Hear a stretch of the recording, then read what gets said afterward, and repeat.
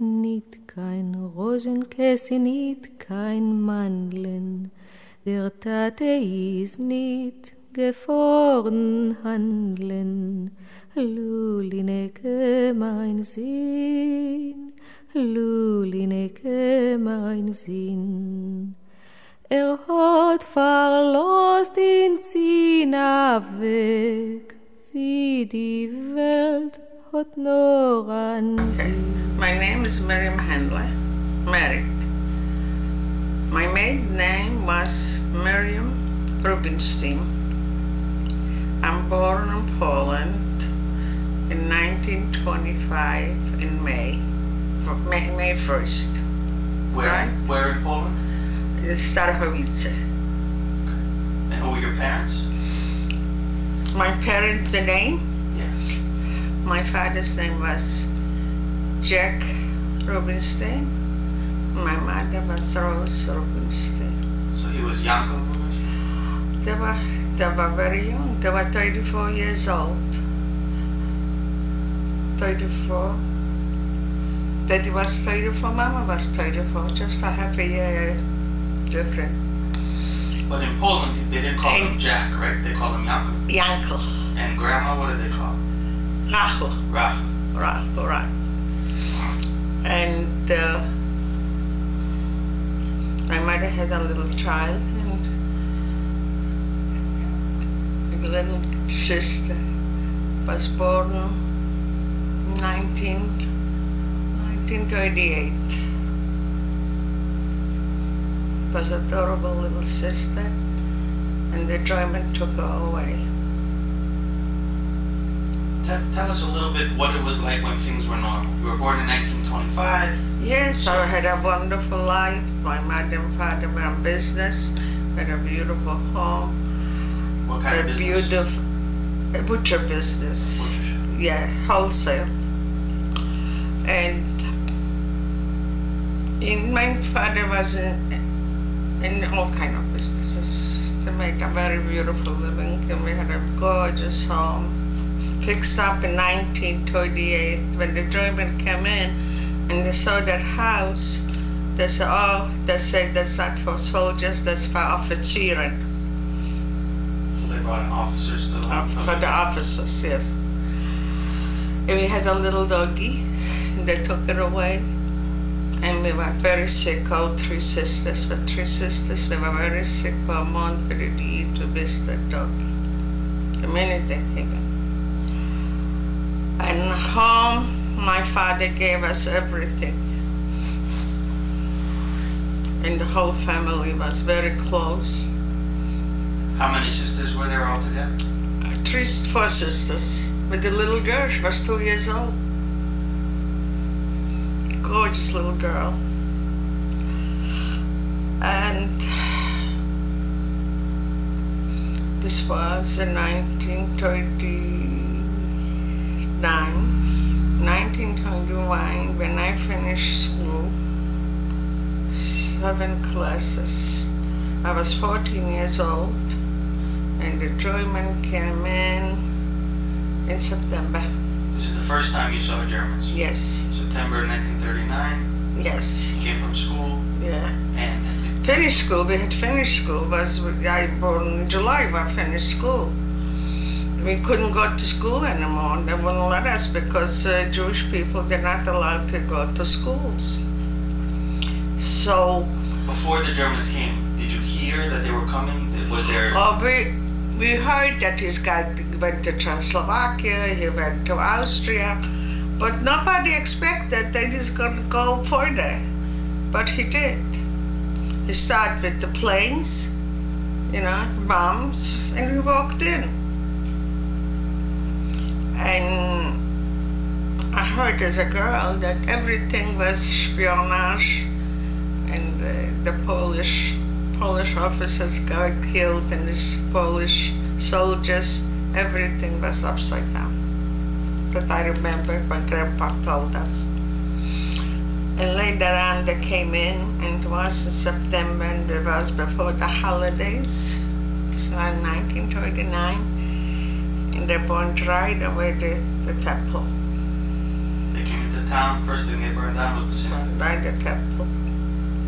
It was a fire at night. We could see from the back, because the back of us, the temple was burnt. And they start killing Jews, take them to work. Me as a girl, I had to run away, but every day they came to catch people to work to the toilets and clean windows. Who didn't want, they shoot. And that's how it goes on every single day. They took my father and they wanted money from him, and he was in jail. A few people, but they knew they the rich people. And so we had to pay him out. When he came home, he was so beaten up on the back, like, you know, like black stripes. Okay, we were happy that he's home, that they didn't shoot him. But for 40 days, they were looking for my father. Every night, the gendarmerie came up and looking for him, and we said children that we don't know.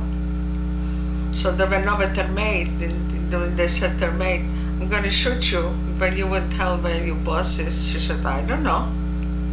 He was sleeping for my grandma. And that's how it goes on from 1939 to 1942. Killing, working, and we had to wear, the minute they came in, we had to wear the Jewish star, everyone, because the German didn't know who's a Jew or who's a Polish. But Polish people did say this is Jude. So we understand the stars. And so in those years, in 1939 until 1942, you were still living in your own home? Yes. But sometimes they would come? It became a little ghetto, but you know, our house was the last one from the ghetto. We're still living, my grandma had to move to us because her house was taken away. That street you weren't allowed to go. It's like a little ghetto was in one corner there. And so they would come, take you to work for a day, and then they'd let you go home at night? Yes, they did. Yes, yes. When German came in, so the private soldiers opened up the door and they said, no, that's for the offizieren, you know, looked elegant, clean. So they walked out. So later the offizieren came in, you know, from the Wehrmacht. This was no SS. They came in, so we 3 children, Mama was always worried for soldiers not to rape, you know, so we went to Grandma to sleep, and Mama remained with Daddy and the maid. So when the offizieren came back, and they were sitting and talking, so one officer said to Daddy or to Mother that he had a friend in the first war here, a Polish friend that had schnapps to sell, but what do you mean? What do you call that? A restaurant. And he had a Jewish guy, but he always bought him Bonne Cafe, you know. And he was a very nice fellow. Mama was sitting. And she knew that's Grandpa. And she's afraid to tell him. He said that when I would know that he's alive, I would like to see him in the corner, but I cannot talk to him. It's different kind of rules. Because he's a Jew. But the Polish guy I would like to see. But mother was afraid because he shouldn't tell grandpa. So father said they live across the street. They have the restaurant across. So next day he went to see them. The mother still was there alive, but not the father. I remember when the father died. They were very nice with Jews. They were living with Jews. They, very close. They got the whole family. And the son-in-law was a policeman. So next day they went to see him. They asked them where the Jew is. But they didn't tell him. My father told him not to tell. You never know. But he asked about him that he would like to see him. But he cannot talk to him because it's different kind of rules. But he wasn't Wehrmacht, he wasn't SS.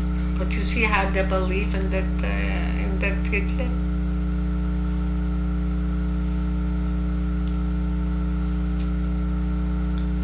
And when they left a lot of food. So they hid it under the oven. Because Mama prepared food for them too,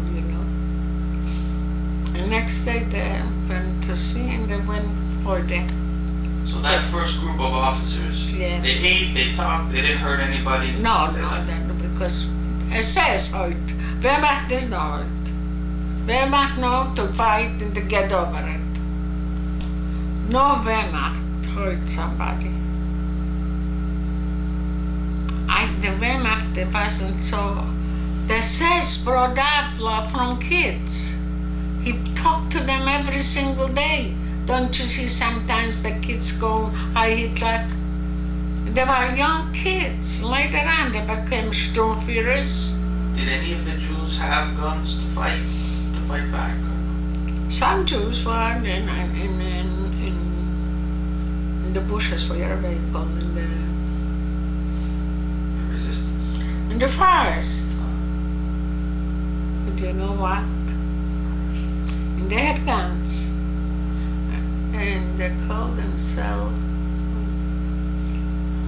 they had a name. But the Polish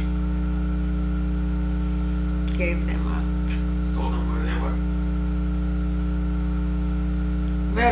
Very little Polacks covered up Jews. Maybe 1, 2, 3, maybe 10. But the Polacks showed the German where the Jews are. And they killed them. Our cousin was there. And a lot of our friends were there. Mama's brother, they were 4 brothers, was there, by Polak. But he did business with him. And he walked into him and said to him the name. He was eating by him and everything. He didn't say, I don't know you. He called that the memories. That should have. He was in his house, he said, I don't know you, and he called the Germans. He said, you don't recognize me. You don't know who I am. I did business with you. You build it to be like my brother. I don't know you. Shoot him and his brother. Beautiful looking guy, tall, blonde, and so Mama's brother. You once told me that when they first came to Stockholm, they took your father out and they cut his beard. Where? Did they cut your father's beard when they first came? My father didn't have the beard. What happened? But they came. He was a young fellow. Grandpa was such a short beard, He was already in the late 40s, maybe.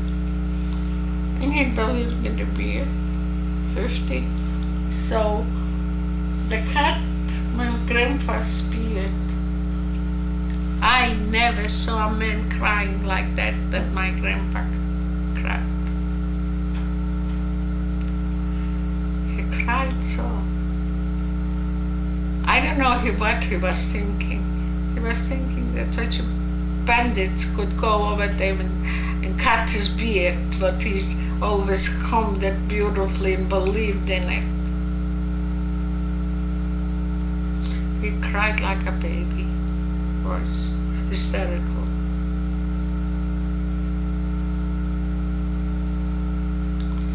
And my father was wearing a Jewish hat. And wear it anymore. Did you think about leaving Poland, or you couldn't? Yes. Because if you had money. Yes. We wanted to sell the house. This was in 1938 or 1937. We moved into the house, and Daddy came home and said to me, "Tell Mother, let's sell everything and let's go to the United States."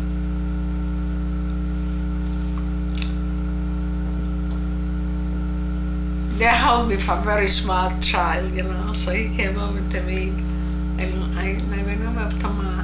He said, "Ma, Daddy says that we should sell everything and go to the United States." She's crazy. I have a business here. I have all my whole family here. Well, I'm gonna run. Daddy wanted to go. She didn't want. If my father and mother, she loved her father and mother.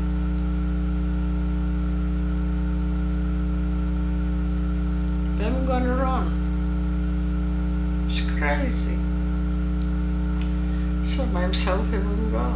A lot of people went by themselves, but Daddy wouldn't go. A lot of men went. A lot of men took down the wives. A lot of men, they couldn't anymore. It's clicking. Would you believe what one man did to that country, to those countries, and to the Jews? I'm a geyser. Unbelievable. I can't believe it. Me, myself, people ask me, how did you survive? I said, I don't know. I cannot ask him. Just pure luck, that's all. When when you survive, you want to survive, so you fight, you take a gun, you shoot. You didn't take a gun, you didn't shoot, and you survived. You don't know how. You really don't know how. And 1942, in September, before the holidays, they took us on the plaza, and the SS went over like in a line. You got this, the right, one to the left, one to the right, one to the left, one to the right, one to... We didn't know. So... How did they get everybody to the plaza? They got everybody. They went to every house. We had to get out. And the little girl was laying on that bed. I will never forget how I knew that I wouldn't see her anymore. I knew. So I kissed her and kissed her. Grandma took her. So Mother was staying with the baby, and the policeman, the chief and the policeman, a Polish, he knew my mother very well. So he said, "Oh, give the baby to your mother and go to the right." We were already to the right because Daddy said to one guy, a German guy, that my children are there, so he came over and took us by hand and took us to the right, all three of us. Mama wasn't there yet. So Grandma took the baby, the mother ran into, she was a young woman, 34 years old. 1942, how old was she? She was 105 born. So 1945 should be, so she was 38, 37, like that? She was born in 1905. Yes. So to in 1945, she'd be 40. And now we're talking 42 is minus 3 years, should be 37. 37 years old. And she went with us to that concentration camp. And you were how old? 14? I was 14, now I was 16 or 17 years old. No, 16. So you were 16 and Ida was 14? 15. 15. Yeah. And Faye? And Faye was a year and a half from me. 2 years. Faye was 14. So like 16, 15, 14? Yes. Like that? All 3 sisters. And we went in the town, was 2 concentration camps, ghetto camps, but it was a horror. So people went to work.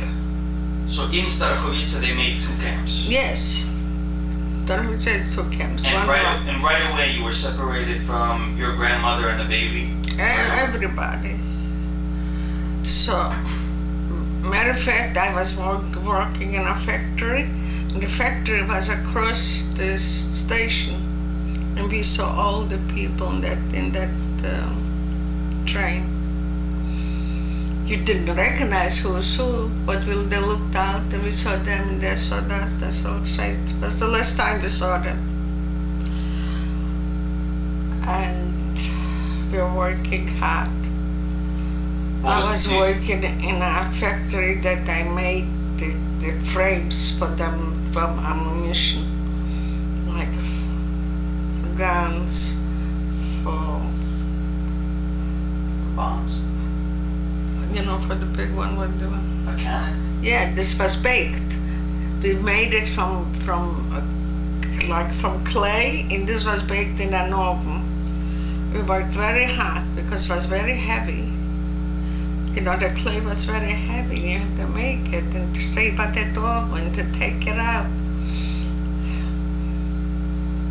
It was a horror. Did it have a name, that factory or that cannon? Yeah, Rogalnia. It's Polish. I worked there, my sisters, my cousins. And we came home. We got a soup from water. At night you still went to your own home or to a different home? No, we were in concentration already. It was a camp already? Yeah, it was a camp already. It was a camp. And the other camp was 2 miles away. They went to different kind of ammunition factories, steel, and armatnia, we call the armatnia. From the big bullets, I don't know what to call it. Big cannon? Yes, from the cannon. And they worked there, and we worked this side. Is that where Grandma went? Your grandmother? Or? My grandmother went to, my grandmother, the whole town, what was to the left, went to Auschwitz, to Bergen. You never saw them again. We didn't know where they're going, but we never saw them again. We knew later on we find them. So okay, we were working in that camp for 2 years, going to the work, to the ammunition factory, and that's how it goes on. 1944. The people got very sick in the camp. They have typhus. I had a typhus. Grandma didn't get a typhus because she had a typhus. Typhus she came only once. She got when she was a young girl from the First World War. And we all 3 were very sick of typhus. The whole camp was sick. At night the Sturmfeuer came. Which camp now? Starachowice. Okay. You got The 2 years, like from 42 to 44. And he came, hanged up a machine gun, and he couldn't stay, he shot. He went like you cut grass, back and forth with that. People fell. I had that time, I had 105 temperature. Because you're on a very high temperature in typhus. So I had two girls. Mama came in and she put on lipstick on me and she made me red cheeks and she was at a couch, never holding me. So he passed by, he didn't see me. If not, I would be dead too. Okay, later he went away, was happy, he killed a few Jews, and we went into the barracks. And that's how it goes on. Every minute, oh, the Sturmführer is coming. We had one Sturmführer, but it was a psychiatrist. When he looked at your eyes, and he didn't like you, he took out the gun and shot you. They kill people like I don't know, like chicken. He didn't like you, he shot you. I was cleaning that little barrack where we were sleeping, and he came in. And I didn't know that he's there, but I was laying on the floor, washing the floor. So he asked me, "Was machst du?" I told him that I'm cleaning. So he left me. My mother thought he was going to shoot me. She was crying there already outside. He didn't, because he didn't like people that didn't work. Arbeit is was bei dem Arbeit macht das Leben süß. Understand what I said? Work will make you free. Is that when you work, makes you life sweet. I had such a nice, beautiful family. Devoted family. I had an uncle, I was in love with him. He was such a good guy. German killed him. I saw him shoot. I was so sick. I was sick. In Auschwitz? In Auschwitz. He shot for no reason? He wanted to run out because they knew the Russian, he wanted to run out. And they got him, a few people. A cousin of ours, they showed him, and we had to stay and watch him. You imagine this. To stay and watch when they shooting your uncle for nothing, because he's a Jew.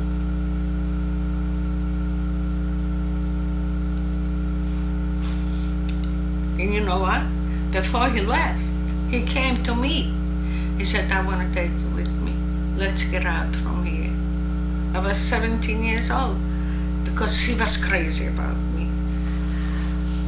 He was my mother's youngest brother. So, and he was a soldier, so he knew everything, you know. He was a Polish soldier? A Polish soldier, yes. So I said, "I cannot go. I don't want to leave Mom and Daddy. Please don't go to stay here." He said, "I had to go. They're going to kill us," because we were sure that they're going to shoot us out there. But they took us on a train and took us to Auschwitz. So this is when they told everyone to go to the plaza. Yeah. Instead of going to the plaza, he wanted to run away. Not the plaza. Not the plaza.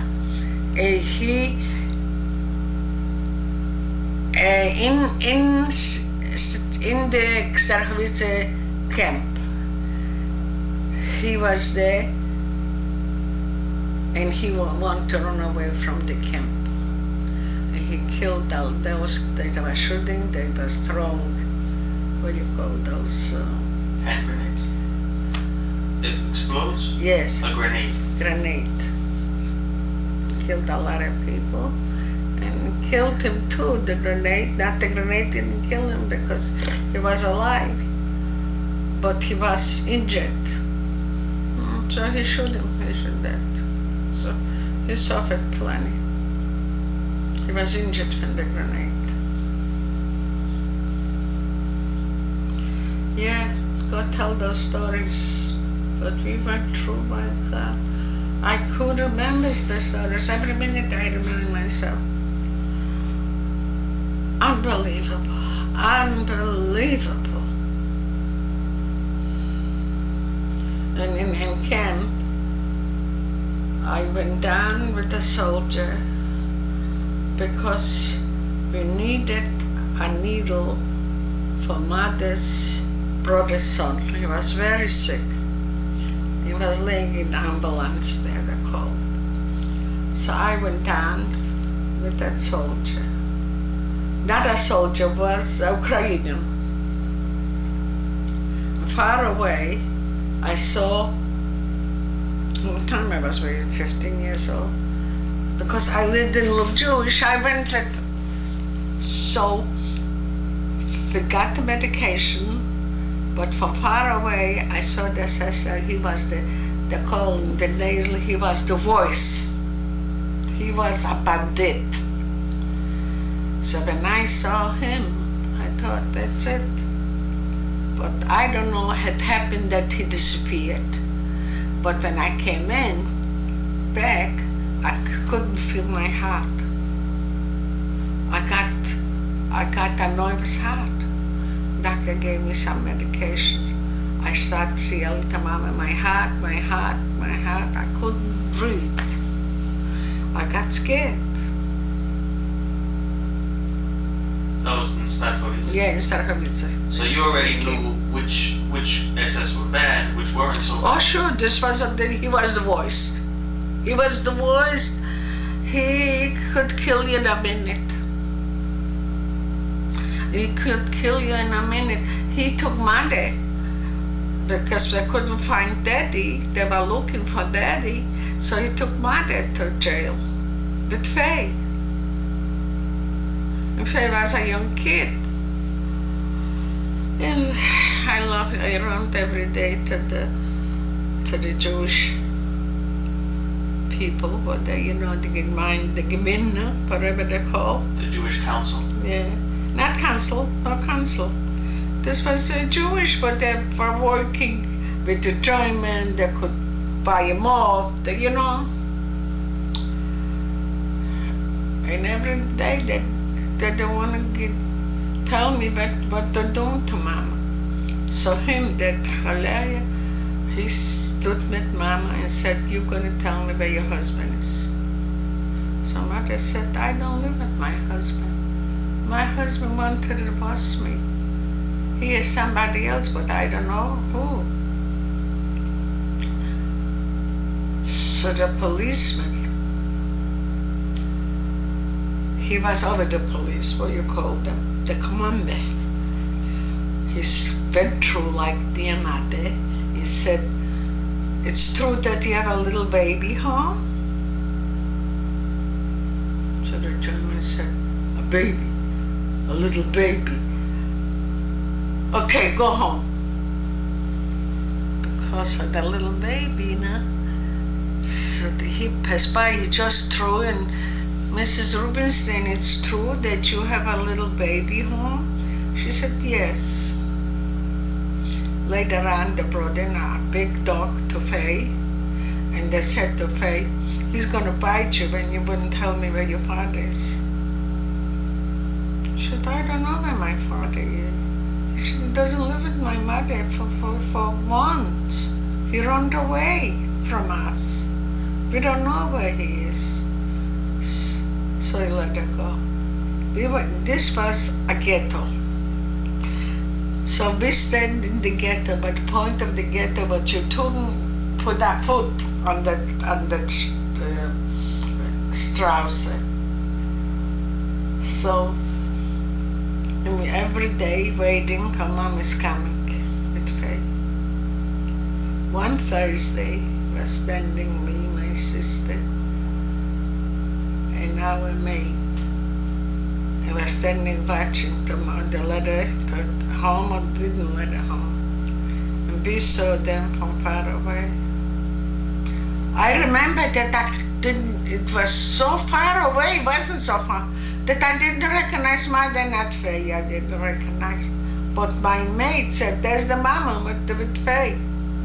He let her go because he told him that there's a little boy baby home, because he knew Mama very well. There was a Polish surgeon, and he said, he threw in a few words, don't you have a little, in German, a little baby home? Did you speak German? Yeah, a little bit. You learned? You learned from the German, not in school. Did they find your father or no? No. They never found him. They never find my father, but not would kill him. And why did they want him? Because he was rich? Because they looked for a few people, rich people. So then they went away, a few people. They slept in mother's. My father slept by my grandmother.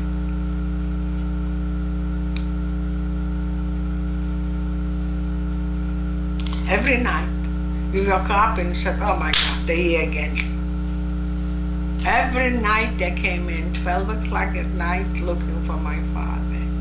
And with a dog. He always went with a dog, that bandit. The same bandit came every night? Yes, every night. Open the door. With somebody else, one more. He didn't open, they knocked the door open. They knocked the door.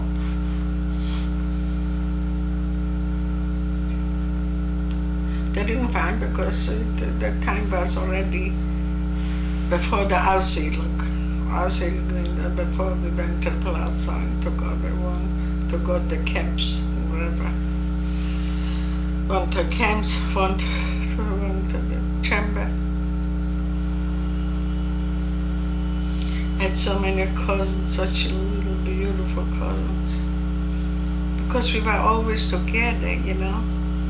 Like my grandfather built 2 homes, an upstairs and a downstairs, and upstairs was my brother lives with the kids, another brother kids. We were living till we moved into our new home. And we played together. Unbelievable, unbelievable. What they did to people, my God. The town, I was in the town. Now a town, Sarvice, they put up, they hanged a few Polacks. Not Jews, Polacks. Polacks. But the Jews had to do. Nobody knew till now who did it. They didn't do it. They take Jews to do it. Young boys.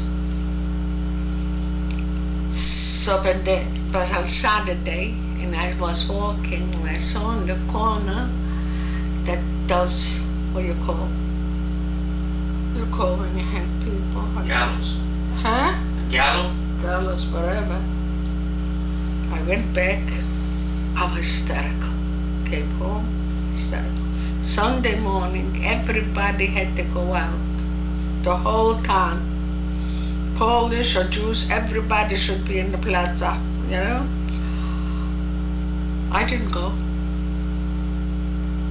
I didn't go. I went on upstairs on that, what do you call?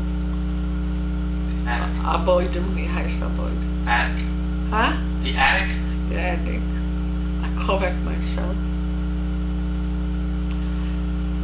And my mother, my father, they couldn't get over it. I said, I don't care. They're going to shoot me, don't shoot me. I cannot see where they hang people. Sorry. I was the only one in town that I didn't go out. But mother and father went out, they're crying. They didn't want me. I said, no. I'm going, they should shoot me. I don't want to go. I don't want to go. I don't want to see it. I saw it yesterday. I couldn't sleep a whole night. And I didn't go. And they came to our thing, and they were looking for people, but they didn't look in the attic. They looked only in there. Later on, I was laying an hour, maybe an hour and a half. I heard already talking people, so I looked down, and I saw the people going back. So I went down. But nobody in the city knew that I was on the attic. Mama didn't tell nobody. Daddy too, my sisters too. I didn't want to go. I just couldn't take it. I just couldn't take it. And I did not go. So, see? So, like the saying in Jewish, Bashet is slave. To live. Luck, pure luck. Pure luck.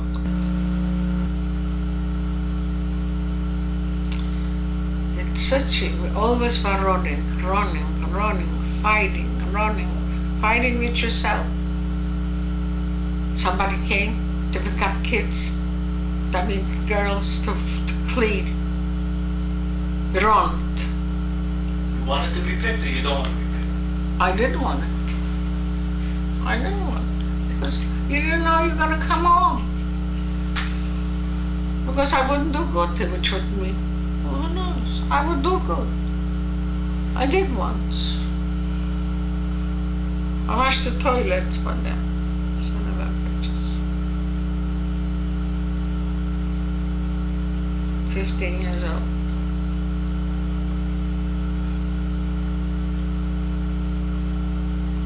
Did someone ever, they go crazy and they try to attack an SS? They get shot? Never. If you didn't have it, what? And the minute you would touch him, he would shoot you. You run away, you hide yourself. You hide yourself. And you'll see I wasn't still in Poland. I mean in Poland, my town. And when they came every day to catch people to work, I ran into a Polish woman. All three of us. Mama gave us something and she covered us up. When it got quiet, we went out. Next door, the Polish woman. And that Polish woman was in the United States and they came back. Two sisters, they were living with us.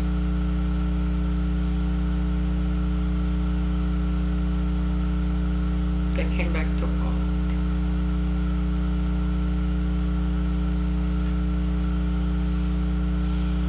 And I tell you, that's it. You were afraid of the shadow because you didn't know that the Polak is not after you too.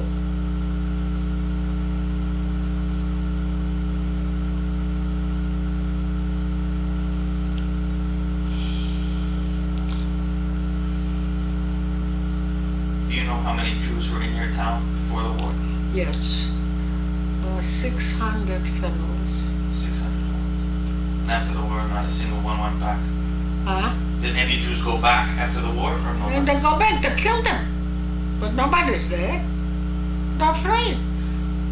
They went there, but a lot of people went back. They wanted to see maybe some, they didn't believe it was such a horror that they burned people. You know, they thought maybe somewhere. So they came back, they killed them. Nobody's in Poland. Maybe Warsaw, I don't think so. In Germany there, but not in Poland. A few people remain in Munich, but not in Poland, I don't think so. So that's how it later came July, when the Russian came 1944. While the Russian came more, they took us on, everyone on the train. You saw the train. And we traveled 3 days because some we didn't know, but now we realized that some stations we couldn't go because the Russians were there. So they turned around. For 3 days we went to Auschwitz. We came to Auschwitz. This was what month, 1944? In July. Very hot? Very hot. And I remember hearing my father yelling, water, water, water. You know, he was a heavy man. And he needed the water. They all got choked because of the water. 19 or 20 people were dead from that. My father was between them.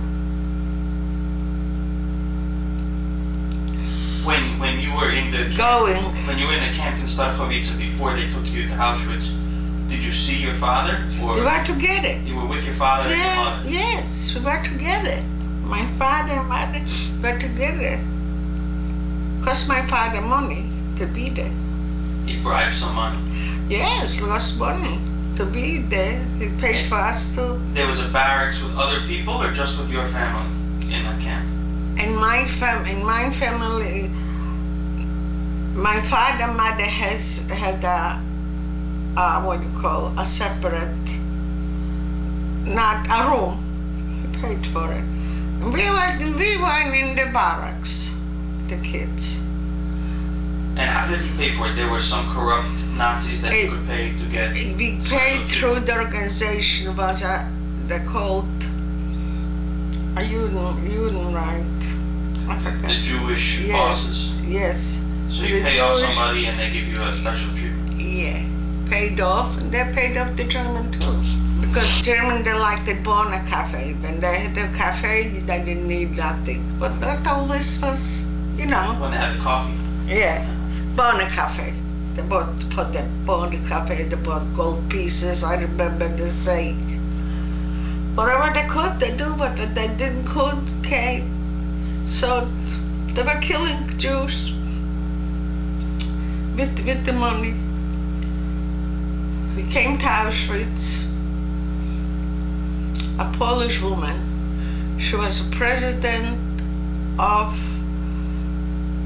a department store for the workers, because a lot of workers were working Polish in this town, in the ammunition factories. So she was president in that. So they took her as politics. So she Auschwitz, she heard Was she that- Jewish or Polish? No, Polish. But she was political, so they took her anyway. Yes, political, right. So she heard that our transport comes from Starachowice to Auschwitz. So she recognized right away my mother, and she said to my mother, you here alone? She said, no, I have my 3 daughters here. She said to her, don't tell your daughters not to call you mother. Just let them call you by name. And that's what we did. But not, they heard a mother that took away, to the group that goes to do Auschwitz. Auschwitz had 2 parts, right? Auschwitz 1 and Auschwitz 2. One Yeah. was more a work camp and one was where the death camp was, right? Our camp now, they're both the same, but in real Auschwitz was the what do you call this? The ovens where they burned the people. The gas chambers and The gas chambers, and right. crematory. Exactly, the gas chambers. So when Because you from went- all over Poland, they bring it to Auschwitz. And they make selections. They saw people that they could look good, they stayed to work. People didn't look good, goes to the gas chamber. Okay, that's we remained.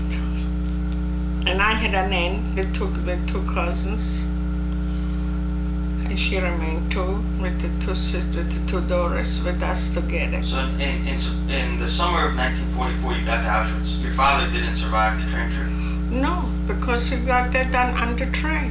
He didn't have no board at the point. My cousin threw himself out naked, so they killed him. They shot him. You know what I mean? He was so hot that they put in so many people in that wagon that everybody should get killed. So who couldn't take it? He couldn't take it. In your wagon also, was it very crowded? Crowded. But a woman had water with herself, just little food, you know what I mean? Every single day. My mother didn't go. She had some dollars, she gave the what you call, the Stubenmacher, that, so she was in that barrack.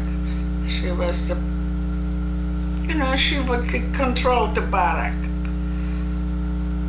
So Mother gave her a few dollars. So Bubba still had jewelry or money? She did.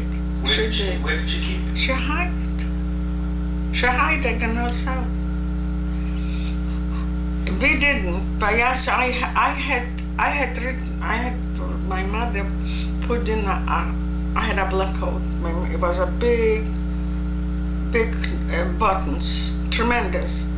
On the one button, my mother sold for me, wherever I'm gonna be,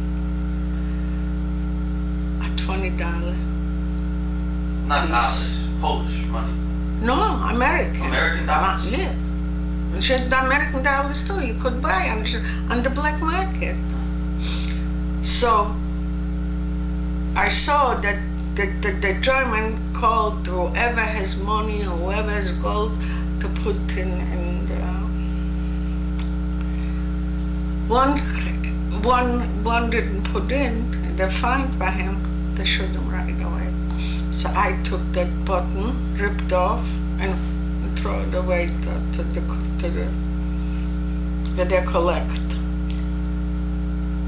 And Mama was smart. She always bread they didn't take away. Bread? Bread. So she had like a half a bread with her.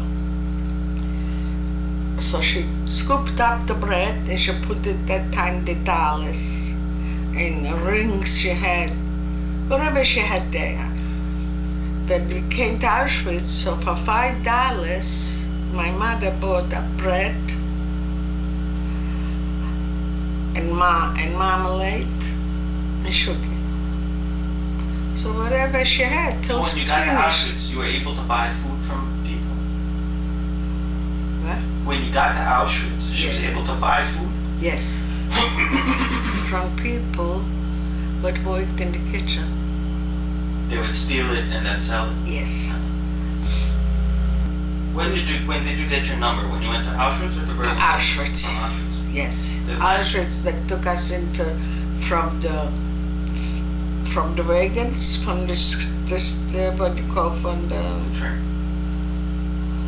What do you call from the train. They took us right over there, cut us the hair, they looked like crazy right away. We came dressed up, and they gave us those. One that had a short dress, one had a long dress. We looked like crazy. So when we took walked, away your clothes? everything. We had to put away everything.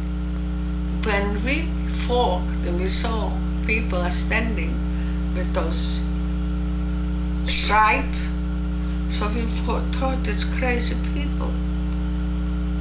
We said, oh my God, look at them, I bet you they're crazy. In 5 minutes we were crazy like that too. Cut our hair, we took everything away. They gave us shoes from wood, like in Holland they're wearing. Clogs. Oh, we had so much trouble with that shoes, the rubbed up feet. We couldn't walk.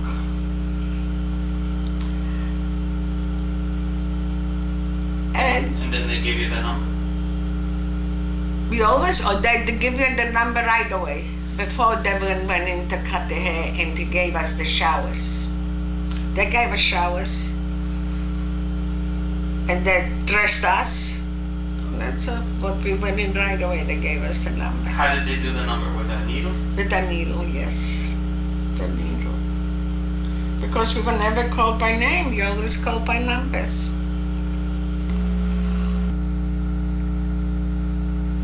Okay. When we came out to Auschwitz, we saw those barracks. You know, like soldiers have barracks. So we went up. It was summertime when you came. It was July. It was so hot. From the heat, I lost my father. We didn't have water. So we went up. 9 people on that wood laying every night. where he had to turn, all 9 had to turn to left. Sometimes the first one was turning to the right. We had to turn to the right because we didn't have place to spread out. We had to lay like herrings in the bottom. How many levels was it? 2 levels? 2 levels. 2 levels. 9 people, imagine, and everything. Some people we heard yelling at night, crying at night, because they couldn't get over it. They couldn't move. It was too much for them, those barracks, to lay 9 people. Mama. Did the Jews argue among themselves and tell each other to be quiet, or everybody was nice or not nice? We were nice to each other, yeah. We were not nice. First of all, we were nice because most of the time, we had from our town a lot of people. And the rest, the Hungarian, we were nice to each other. We didn't fight. Who had for what you gonna fight? Tell me. I don't know. I don't believe it. What happened that time? How they could be so miserable, without a heart to people to kill, to take out a gun and shoot. Sometimes I didn't want to live. I really didn't want to live. But when you step down on dead people always. So we came to Auschwitz, and we were in Auschwitz. Was there, when you got to Auschwitz, was there another selection process to the left? Of course. So we started working by stones.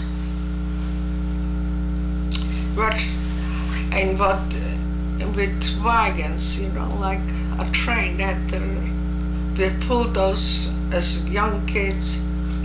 I had always abscesses here. Calluses? Yeah. From pushing, When I had an abscess that it was inflamed. So, okay. What did you have to do to the stones? Well, stones, big stones to put in that wagon. Did they do anything with the stones, or they just made work? Just made work.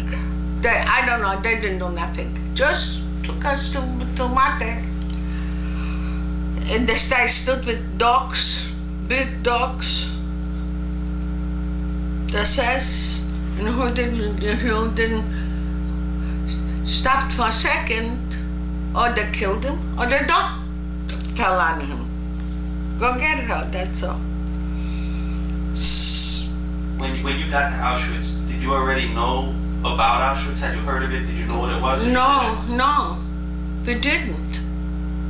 We really didn't. Everything was taken so, take you in a sack, and we didn't know what's going on. He did it so, I cannot believe. And not only this, he wasn't always with them. They themselves were so rotten. Ayuda, that's the voice by them. So we were in Auschwitz every day. We walked to work. When you were at Auschwitz,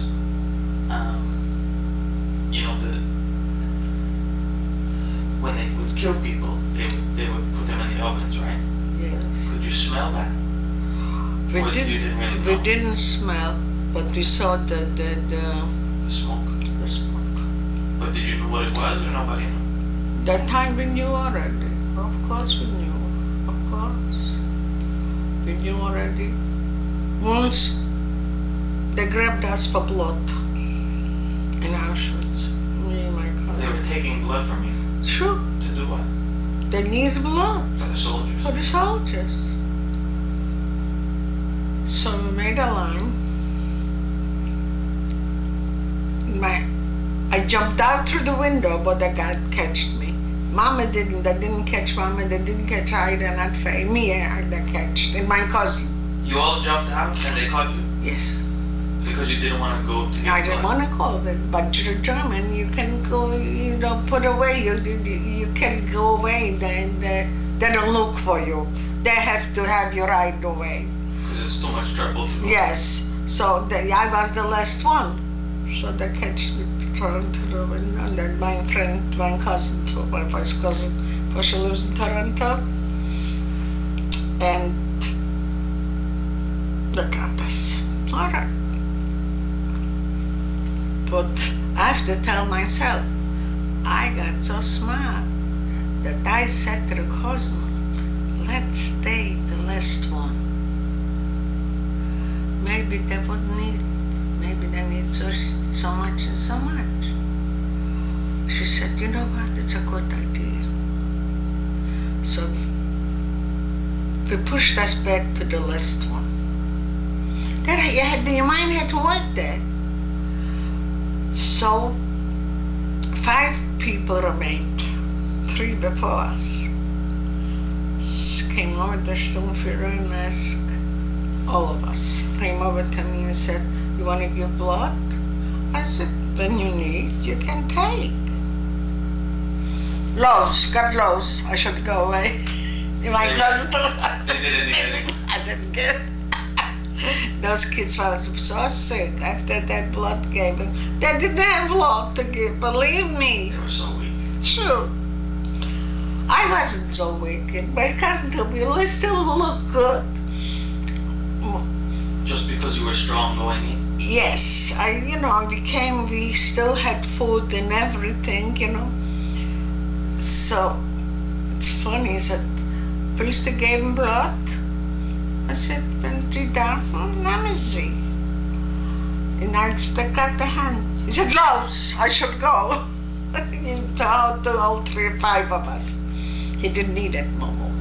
He had this, I want to tell you something. Let me see what I want to say. When I came to Auschwitz, after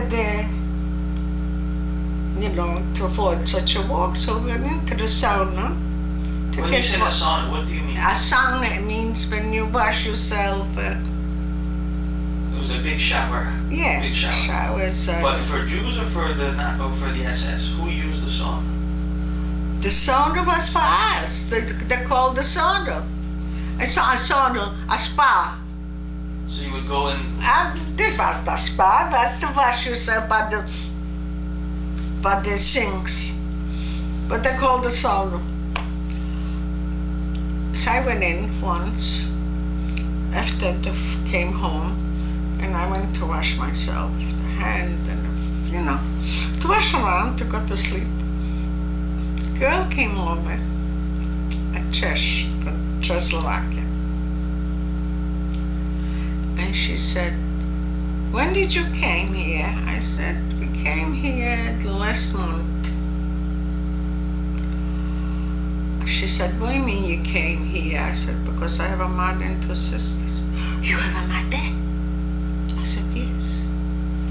Tomorrow you wait here and I bring you some food. She was working in the kitchen, that's his kitchen. She brings me a whole thing with food with a handle. And I came into the barracks. I didn't tell nobody because they would fell on me. They would took it away from me because they were hungry people. And I went and they preached. My aunt was there. We were sleeping together, and the 2 cousins. And we sat down and were eating. Maybe she brought me 3 or 4 times. Later we went away. Food like that, because I have a mother and sisters. Wait, you know what she got me? A what do you call it? A down blanket to cover myself, to cover mother. But the Germans didn't see that and take it away? No, they don't know. They don't come into the barracks? No, they were so smart, they couldn't took out, you know what I mean? They knew that they would be catched, they would be killed. But maybe she ate there, and this was, maybe she had to take home, so she gave it to me. So some things they turn the block, they pretend they don't see. Yeah, the good workers, they turn around too. You know what I mean? They like good workers. They don't like good workers. They didn't like that you stay and do that.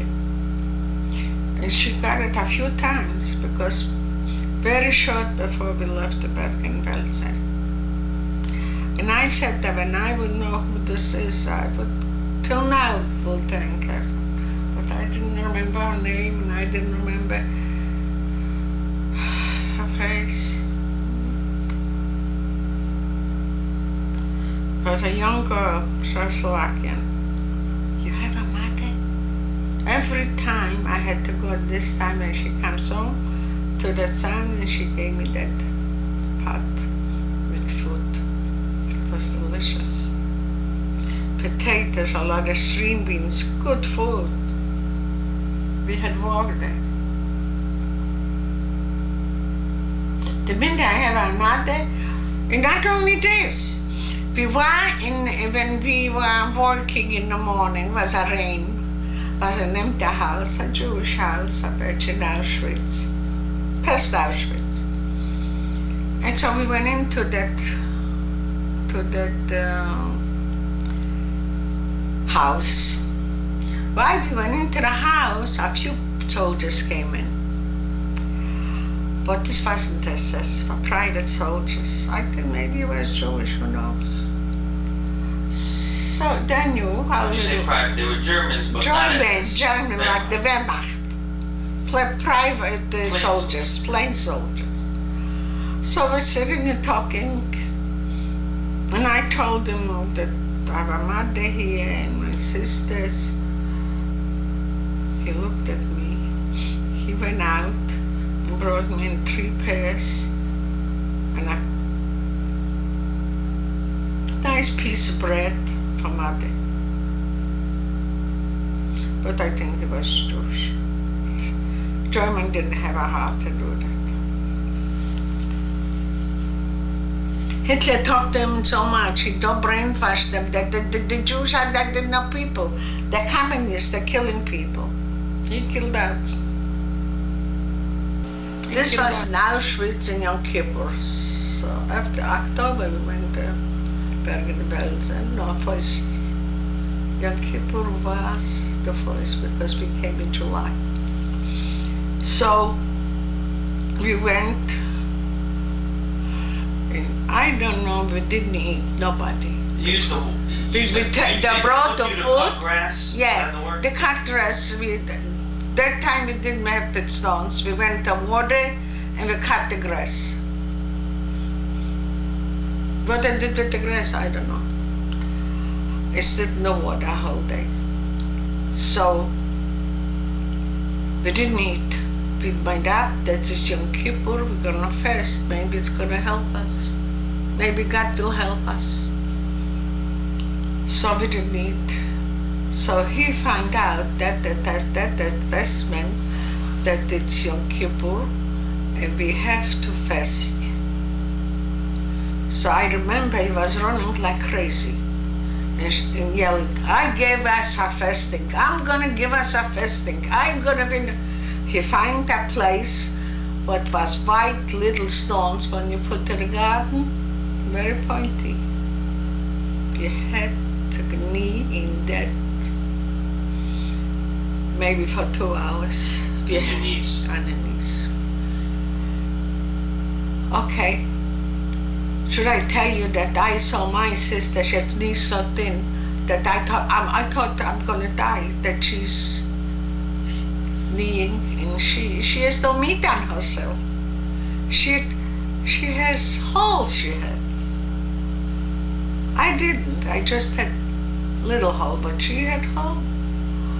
And now after this we had to walk home, 20 miles, 10 miles, forever. This was in Auschwitz. You know, what we're gonna find. One day I was sitting on the bridge, and my friend came over, Dora Botnik, and said, you know, is here a man what works what he selects from the transport clothes. So I said, so what? But I think that he brought your dress.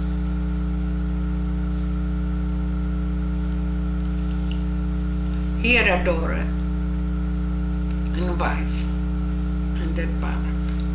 And he brought the dress. He was in the Kleidungskammer. So he picked that dress. So I bet it's a beautiful dress, you know? So I said, okay, I'm going to see. I came over and I said, it's my dress. That material, my grandmother bought me.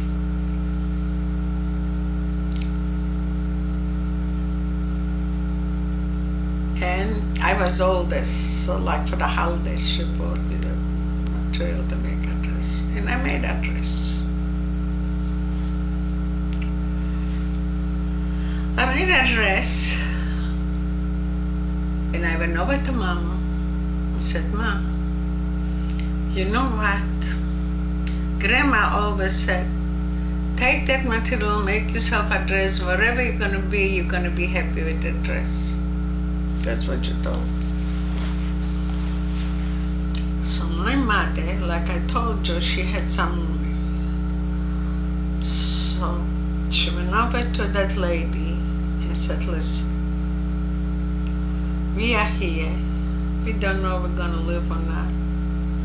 But it's my daughter's dress, and I would like her to have it. I couldn't wear it.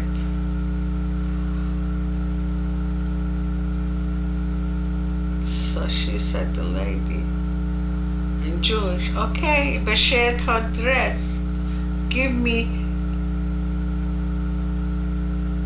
a sugar and give me marmalade. But you could, she knew that for King G, she had money too. And Mama took $5, and she bought this, and she gave it the sugar, gave me the marmalade with the bread, and she gave me the dress. The dress I couldn't wear, but wherever I went, I had that dress. Later, when I could wear the dress, so the dress was old and ripped apart. But wherever I went, even the liberation, I had a piece from that dress. You know, from millions and millions of dresses, he picked my dress. It was a striped navy and a striped blue. I saw in the paper, same dress last week. Pleated, it was gorgeous. It was a gorgeous dress. Dark blue and light blue. Beautiful dress. You still have a piece or no? I lost that piece so many years. I had it a long time, no more. And this went on for 3 months. After the 3 months, the Russians were very near too. They took us to Bergen Belsen. Then we came home. So you were in Auschwitz for 3 months? 3 months. And then except yes, July, August, September. 3 months. We came back. Mama was always in the barrack. The barrack is empty. Ida couldn't go at that time. She had something with her leg. No Ida, no Mama, nobody's there. So we start crying. They were separated already. So the Sturmführer, the lady what we gave her the money, she took us by hand and she took my cousins too, because I told her to take my cousins too, and she took us to Mother's. When my mother saw her, my God, she fainted and she cried. She thought they would never see me, in fact. But she brought us over. They had to go through the phone. But the SS was standing, but she told them something, I don't know what. They let us through. Only look.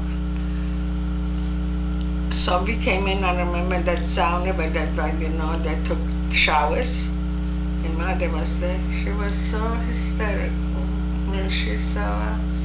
And we went to Bergen Belsen. And we went to Bergen Belsen. Bergen Belsen, we didn't have barracks.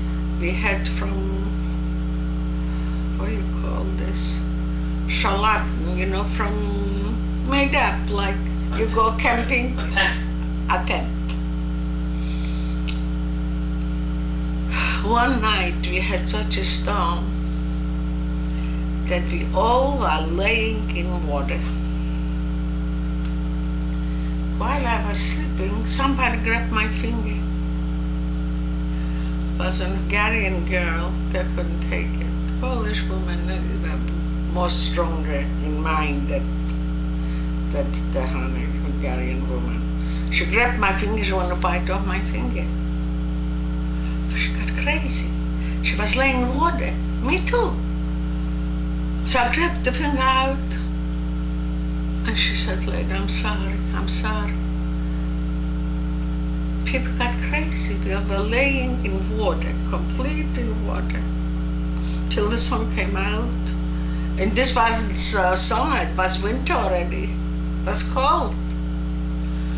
It came out that such a long things like for cows drinking the water, we had to wash ourselves outside. It was October already, or November. We was freezing. They made us suffer so, like we're not human beings. Everybody, how are we gonna live through this? So plenty people died, plenty. They couldn't take it. Later, we came to the barracks. They gave us barracks in Bergen Belsen. And you cannot imagine what I have and I'm every single day. We had a few children in our camp. All of a sudden, they came in, stick the small children, never came back, shoot them out. And my uncle loved one boy, Chick. He gave him food and everything. He cried so, Donis. We cried, but he cried. He loved that little boy. Remind him of his boy. Because his wife went away with that boy. Came, took all the people, took the kids on a truck. Never saw him again. Was Tisha in concert in the camp. Never saw the kids, never saw the mothers, that's it. But dying from hunger. They gave us a little soup. But I was lucky when my sister, we walked in the sauna. They took us and to take us to the sauna. So when people came from transport, they brought some food, so we took it. And we had something to eat, but some people fell like flies. They didn't have what to eat. The barracks are filled with dead people. I took home for Mama. I brought Mama. They came from Hungary, from all kinds, those Scandinavian countries. They brought food with them. So whatever I could get, I got from Mother. And I was eating all four together. Wherever I got a piece of bread, or I can with the sardines they brought. And later on, I was working. He was looking for work, I was working. And the toilets to clean. I cleaned the toilets for one soup. So every day a different couple gave me a soup from the barracks. So I took that soup, and all four, Mama gave everybody a little more butter with grass, who knows what's what that. And that's how we lived. Later on, this went out for every single day. Every single day somebody died. In barracks they slept out those people dead from hunger. They became Muslims. They got diarrhea, medication we didn't have. It was awful, awful. In one grave was 2,000 people in Bergen Belsen. In one grave was laying 2,000. Yeah. Did they ever come in and was the SS always men or also women? SS mostly men and women. We didn't have women SS in concentration, only men, but we had kapos with them. But they didn't wear no kapos. German, they were arrested too, but they were rough, very rough. They were Jews? Like who knows? Tough woman, very tough woman. They hit us, they slapped us, you didn't do good, they killed us. Very rough. Those couples were very rough. You didn't walk straight. I got once a slap, I didn't know from where it came. From a man or a woman? From a woman, from that couples. Those SS had couples with them, To do the dirty work? Yes, the couples told us what to do, and they were only providers, not to run away. You know what I mean? Watched us, that they were watchdogs. And the couples worked with us. Like, do this, do that, did it right. She gave me a cup with her food. Did the SS kick and punch or no? They says no.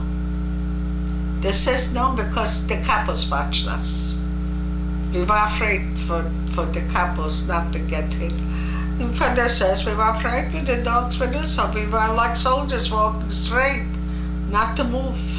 You couldn't turn around.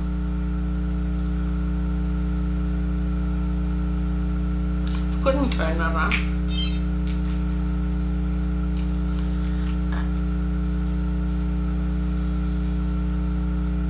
What can I tell you? That Mengele walked through in the morning. The Sturmführer at Mengele, you heard that they couldn't catch him. They never found him? Never got him. He died, but they never got him. It was in Brazil. Brazil? They got him and he disappeared. They were looking for so many years for him. Was he the head? They just found somebody in Chicago. They're sending him away. He's 8 or 9 years old. This guy Mengele was the head of your camp? He was the head of the camp. He was a bandit. He was such a bandit. He killed people for nothing. And a woman was with her, Stenya.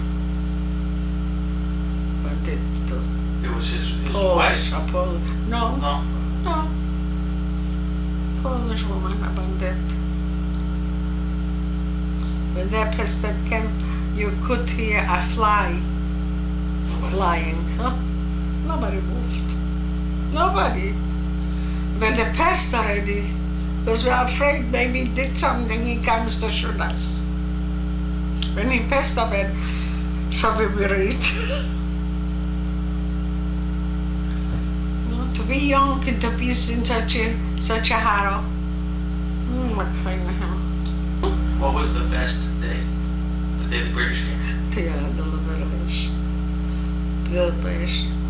But from events, I was liberated, but and we were very happy. But when the door fell near me, I couldn't get over it. I just couldn't get over it.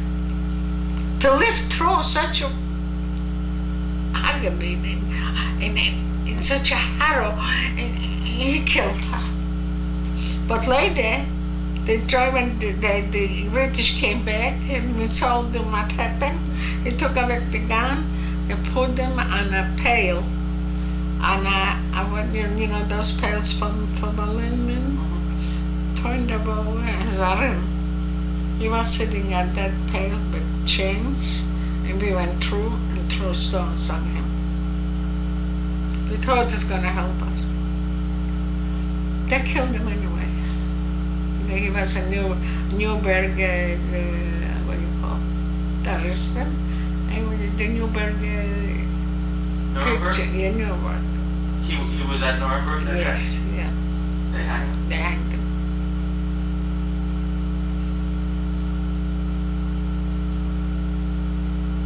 A bandit.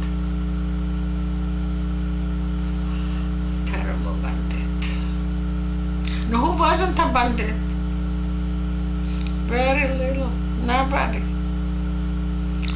They were so brainwashed from them because, you know, they were young kids. He brought them up, the Sturmführers. They spoke to the children, don't you see how they grew up? The kids, the German kids. He brainwashed them all. All. The Führer was the best for them. That's it, what can I tell you?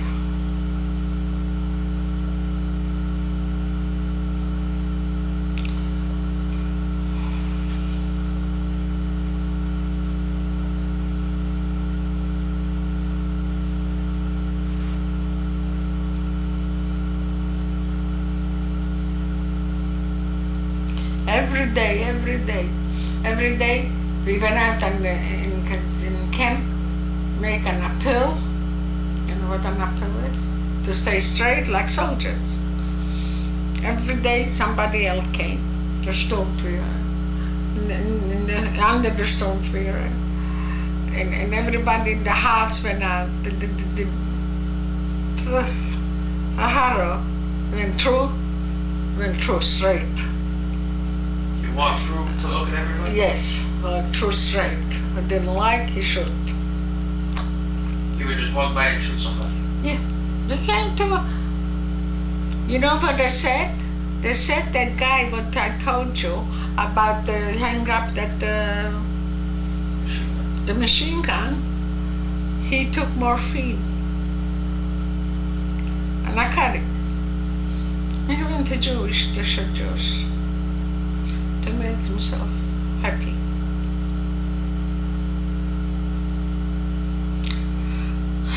He shot a lot of Jews, but later on, I don't know, later on, we got rid of him. But he was the biggest murderer. He took a narcotic at night. He called up, he's coming, everybody should be out. Everybody ran out. He sat like soldiers. No, he didn't like, went through. Like a carnivorous. And this made him happy. From that narcotic. He went to one, to us he went, he did a few people, to the other one he killed 42 people. This I will never forget. It was a horror night. Because it was two kids. To the other one, 42 people he went with that machine gun.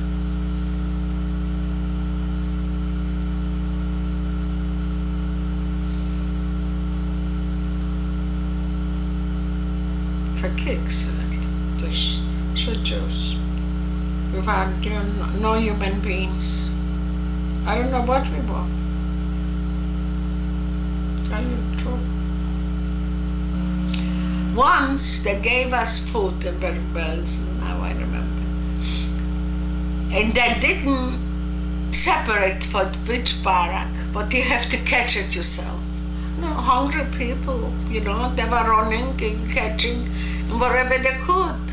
They went 1 time, twice, 3 times. And we had enough. It was standing 2 of those. And somebody went up because I knew that that girl had so many times that food. And I looked in the window to the next barrack, so hungry, from hungry people. They never was a fighters. They died like flies.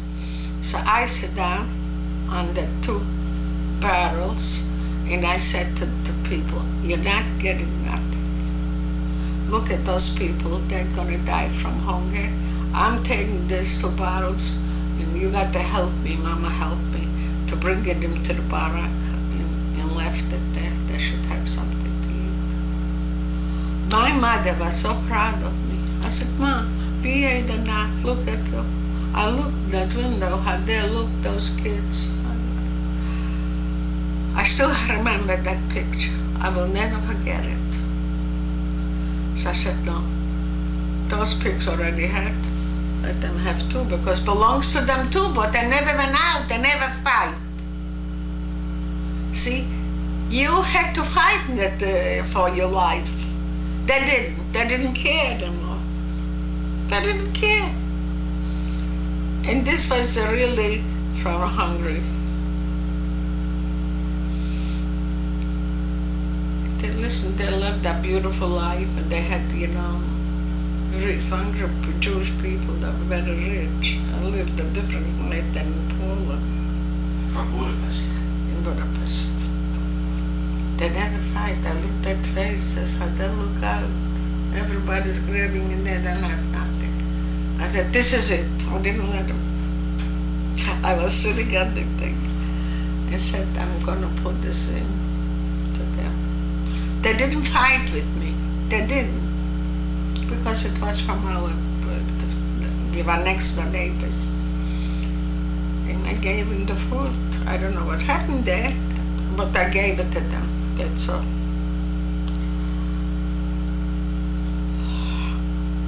In Bergen Belsen, I walked in the street. I finished my work. And he was my boss, so fair. And he never had a pocketbook. He couldn't carry the pocketbook. He couldn't carry a little bag, nothing. Everything you had in a pocket. You sold big pockets from a shelter. You put in a scissor, a toothbrush, whatever I had needed. I had carried that big pocket. So he catched me walking. And I was his worker. And I worked for him. He said, what are you carrying here? So little by little I took out and I showed it to him with a smile. My mother was standing there that he can't catch me, he's gonna kill me. Really, when he catch somebody, he killed. So, and I took it out. He threw me on the floor. He was wearing such big boots and gave me 1 set. And he went away. When I saw him from far out, I got up. And my mother saw me got up, done this. Everybody, my friends too, they ran over to me because they too knew that I'm dead. That is going to show me. So, I don't know what happened and how it happened. How you're going to tell me how I was liberated, I don't know. It was a horror. It was such a horror that one killed the other. Even concentration people. for a piece of bread. They were hungry, especially the Russian. The Russian people that were workers too. They didn't care. They threw and tied it down. She had a piece of bread, and they took the piece of bread away from her.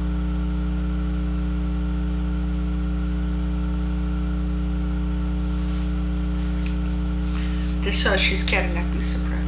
They threw her down on the outside, and they took the piece of bread away. They were tough. The Russians? Yeah, the Russians women, they were tough. Yes. We were working in Bergen Belsen at night. The state, 1 week you worked at day, 1 week you worked at night. So it was one assessment. So in 2 private soldiers would watch the calls, and then, you know, for the sound of the water should be hot. So this assessment. So you were shoveling the coal to make the water hot? Yes, I was shoveling the coals. That's why I got such a bumbuster. And me and another girl shoveled the coals to them. So one night, that SS sat down with us and told us a story. That he has business. He didn't want to come here.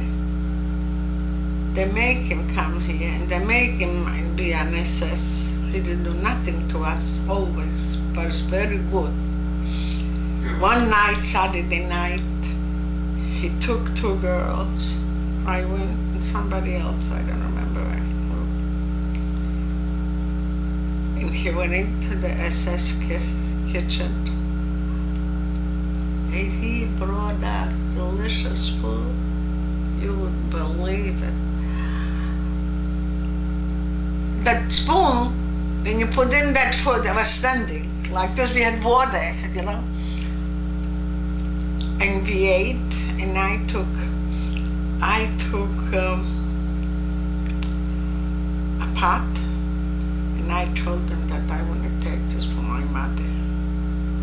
So he let me. But my life was danger, because I couldn't take that pot, but I put it in that castle and going through the sauna, because they, you know, they always bothered us if we have no guns or something.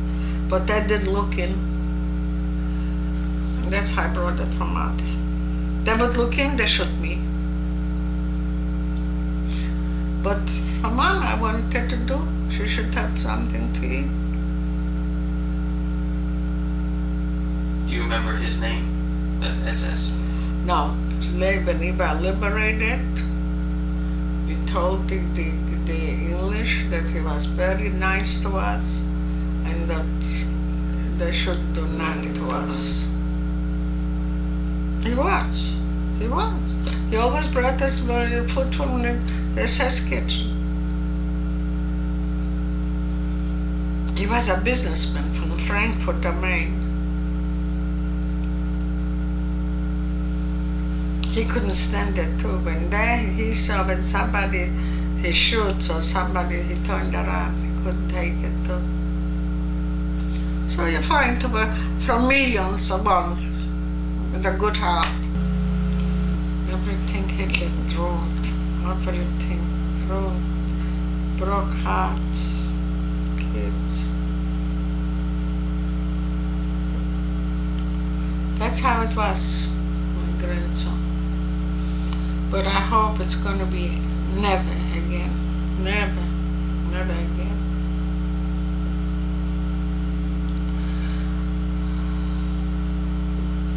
You see, you read in the Bible and everything. But now you can see it's not just reading, it was true always. It was true with the Jews always. It was a shame, just a shame. Now it comes to show you, wherever you read, with power, with what you call it, the Romans. was true. Because we see that this how true it is, and somebody doesn't believe too. Plenty Polish people they killed too. Plenty. Our Jones. Jones, I mean, the what do you call a priest? Our priest they killed, they hanged him. The priest from Starkovice? Yeah, and a nice guy. He was teaching religion too in school. He always came over to us. We had a Jewish religion. He always came over to us and said, "Do you believe in God?" We said, "Yes." Very nice guy. And they hanged him. Why? Yes. Why did they hang him? Do you know? Because a Jew is a priest. A lot of it. They sent a lot of priests to Auschwitz too. Because he was afraid that he was politics.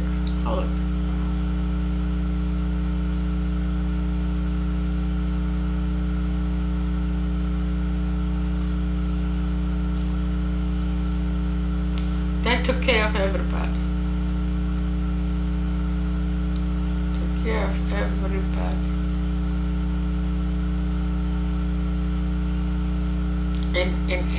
In such a way that took care that nobody expected.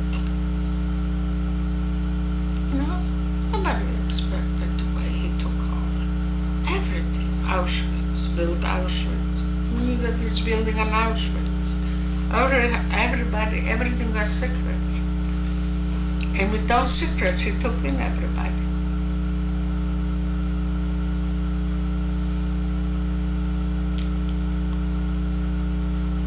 We couldn't believe. We heard that Sosnovitz, Katowice is taken already. He wouldn't come to us. And then long he came to us too. Nobody believed that happens to you. Such a horror. Who knew?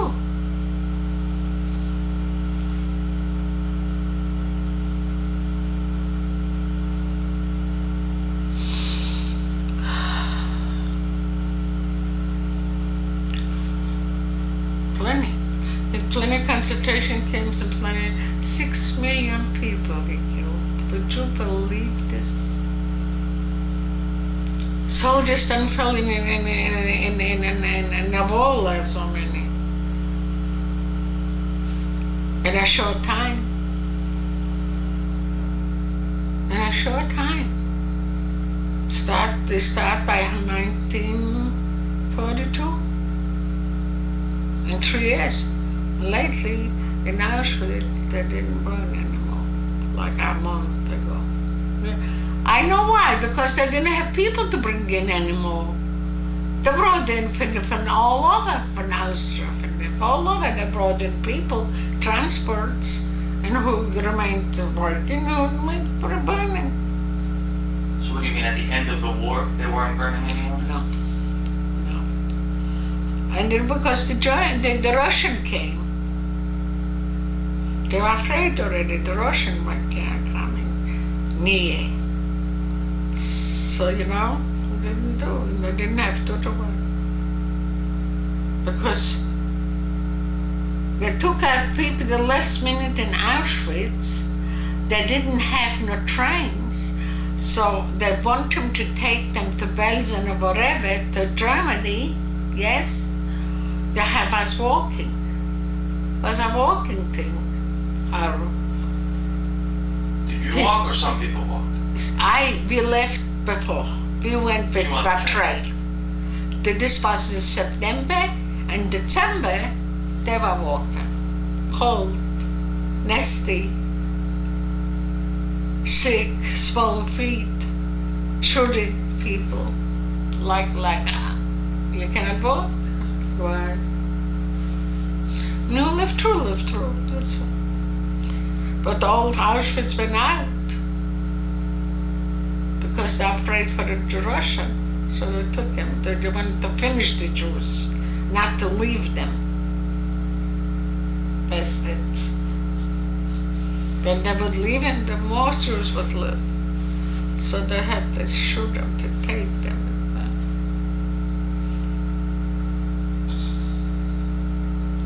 And he gave that kind of thing. The last minute, he didn't know what happened to him anymore last minute.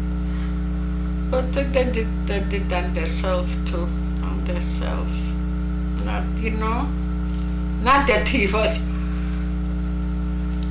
Let's see, they knew the Russians are coming and people are sick. Where are you taking them? Leave them here. They're gonna die here. No, he still has to torture them. They tortured them. That's it. Sick people.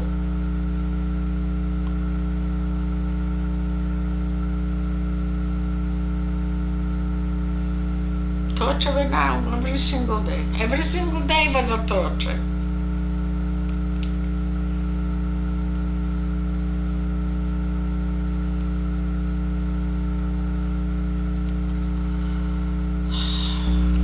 Because when the English came in, he said, that's why they couldn't take from him the gun. They didn't have a time because the whole concentration camp was mined with mines. Before they left, they put mines all around. When you were in the camp, did you hear that the British were coming? The British were coming. Did you know, or one day they showed up? No. There was on a Sunday, and we heard only the heavy. The bombs, the cannons.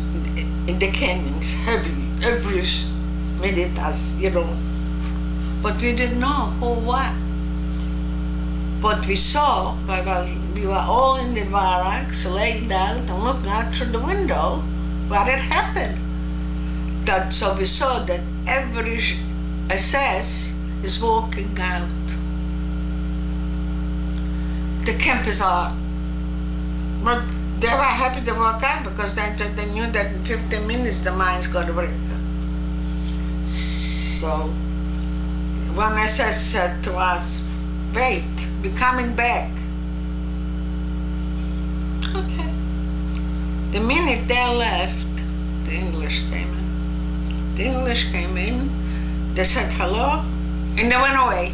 They went away because they knew that the whole Bergen Belsen is mined with mines, and they couldn't take away even from them stuff because they're afraid they wouldn't make it. So they took out.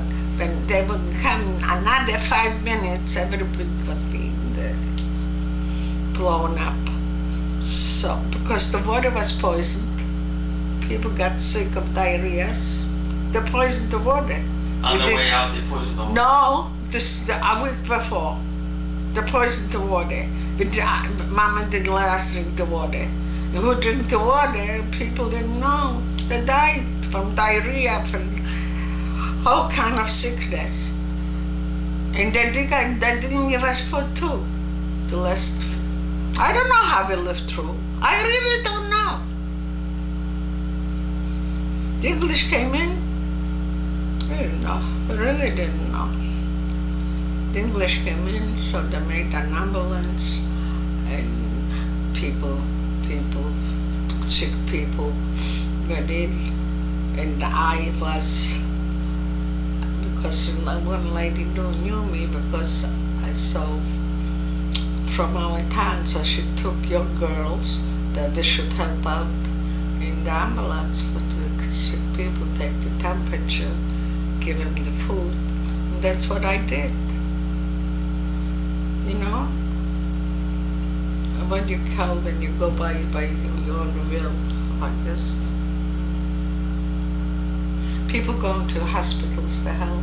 Volunteer. Huh? Volunteer? Volunteer. We volunteered to help out. Who was that? Who's that?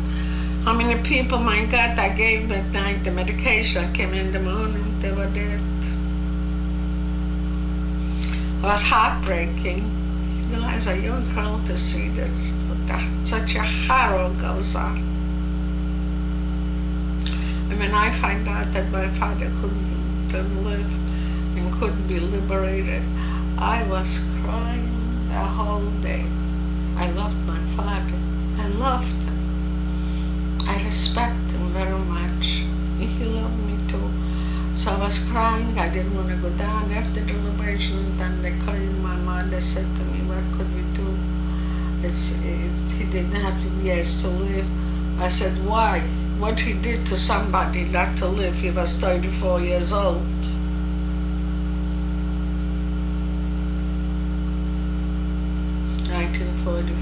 Yes, he was 40 years old. 40. He was 40 years old. Why couldn't he live? I was very, very upset about my father. It took me a long time. My mother talked to me every day. I didn't listen to her. I knew that I lost my father, so that's it. To the German bandit. But you know what? I think when they walked out, thinking now that they threw away the guns. You understand? They walked out with no guns. Yes, they didn't want to have no guns. If they would have guns, they would shoot us. Because we looked out through the window and they said they're going to come back. But I remember they didn't carry guns. They were afraid in time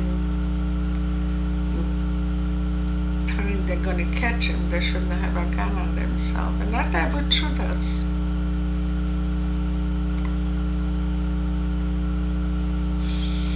When the British were coming, did the Germans do anything to the camp to make it look better or no? No.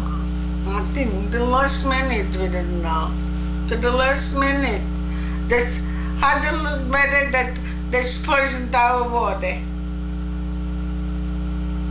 Who drank the water? There was a couple thousand people.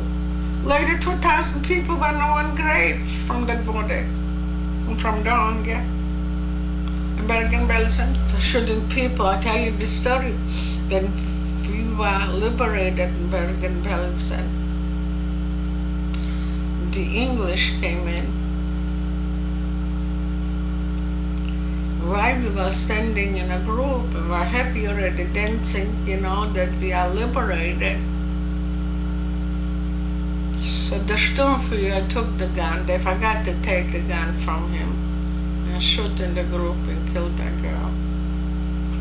Jack, I was so hysterical that I went in on that choir and the preach, and I started crying so that my mother had to slap me. I said, why? She lived through. Why he killed her? Why he killed her? After the war, Mama was on the train already to go to Poland, to sell the house or to see maybe some people came back. It's going to be another city like it was. So she went with Maya. You don't remember Maya. And he lived through too. And they were on this train, going up to the train. A guy met him and asked him, this was right away after the war, because they covered up some jewelry, some money, they wanted to take out. Where did they hide? And in the basement. Mama had a from candy up box, but not a paper box, what you call from metal. Over there she had rings, and I remember that she did that. And so Mama, what I was telling you? That they went to uncover the jewelry. Yes, So he said, he realizes right away, because he knew Mama and knew Uncle. Where are you going to Poland? Don't go. They just killed a few Jews in Poland. But he was under the table. There was a long tablecloth, so he moved down the tablecloth so they didn't see him. And that's how he became alive. But there came back a woman with 2 children and another woman with 2 children. And she knew the guy and she called him by name, Polak. He said to him, "You're gonna shoot me? I know you when you grew up." He shot the kids, her and the other woman with her. He ran out in the morning, very oily. He was under the table. They didn't see him. And came back to Bergen Belsen. Not to Bergen Belsen, Frankfurt. This is after. Yes. After all, he said, "Don't go for Poland." So after the war, you had been liberated, and they were still shooting people? Yes, what do you mean? A guy went for me to the school. He was my age. He came home to the city to see how somebody's a young guy, maybe the mother, father, because we didn't believe maybe we're gonna find somebody. We looked for each other. They cut his head off, the Polacks.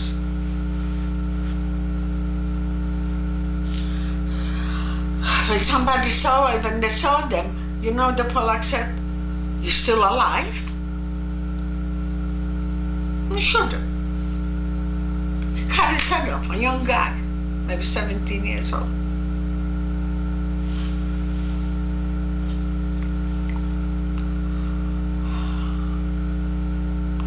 So Mother wanted to go. So Uncle said, "You want to go? You want the Polacks to go and kill you? You go. I'm going down from the train." So she was afraid. She went down from the train too. So you were safer after the war. You were safer in Germany than. Sure. Oh, Poland, you can go back. No, they killed. In our time, they killed people. So many people. Imagine to live through with 2 kids. Oh my God! Could you imagine 2 women with 2 kids? 1 kid was injured. They didn't know. So she's now in Israel. But her sister and mother, they shot to death. And the other one too, with 2 children. Shot to death. To live through a war like this with kids. So the Polacks took us.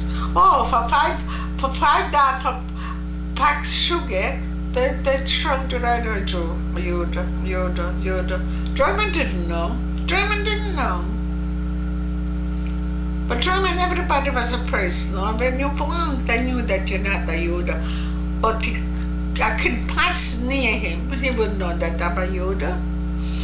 Later on, they didn't recognize. So they told us to wear those bands, the yellow bands with the Jewish stuff. The Jewish stuff. When you were liberated and you went to live in Frankfurt, did the German people say anything? I mean, did they apologize? Nobody talked about it? We didn't talk about it.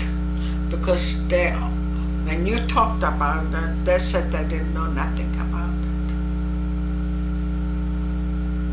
They didn't know nothing about it. Do you think it's true or you don't think it's true? I don't know. I really don't know what's true or not. You know? I really don't know. They knew, but they were afraid for each other. You could knock me out. You know what I mean? You get shot too. Yes. You could know because he looked for 3rd, 4th generation, don't forget. And he found out a lot.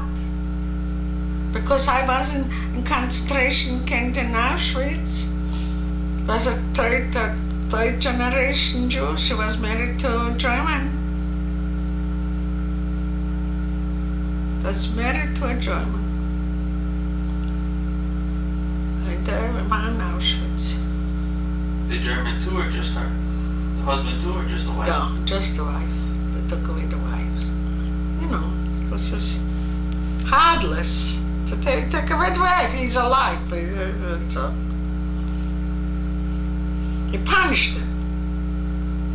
He punished people.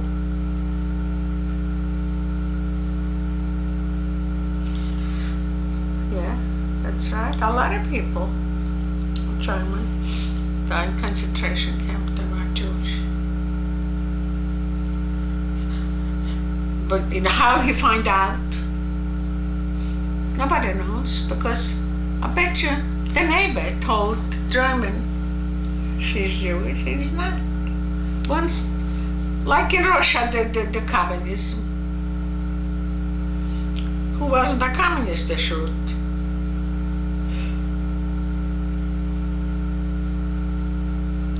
That's how it was, a terrible thing, a terrible horror, mamma mia. Everybody was afraid for their life. I had a friend in Auschwitz. She was a teacher in college in Auschwitz, that national lodge. She was Jewish, very intelligent girl. There were two sisters. And she wasn't sick. So she said to me, Miriam, I don't think we're gonna live through. I said, Tunya, don't talk that way. We're gonna go live. We have to fight for life. She said, no. She was dead next day. No sick, nothing. She was dead. Her sister lived through. She went to sleep in the room. She couldn't take it. She couldn't take it. People got crazy too. And you know, like the girl got crazy when I bite my finger off. She got crazy. She didn't want my finger.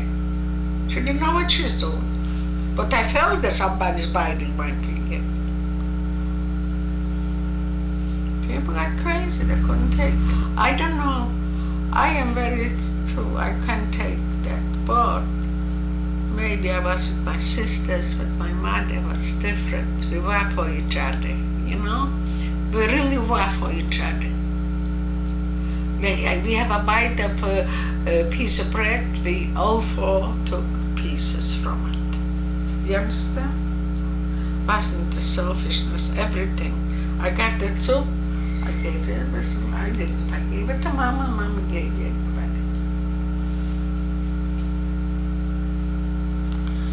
That's the stories of our life.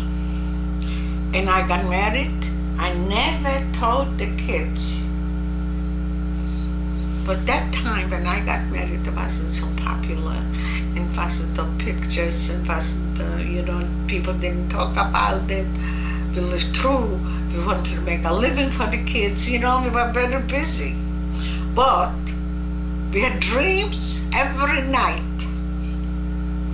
I had dreams every night. A soldier's running after me, he wants to shoot me, and my father's with me, and me running, and when I opened my eyes and I saw him in bed, I felt so good. Every night, lately not so, but that time every night we had dreams. What kind of dreams, Mom? Just killing. I see killing, they want to kill me, I run. Going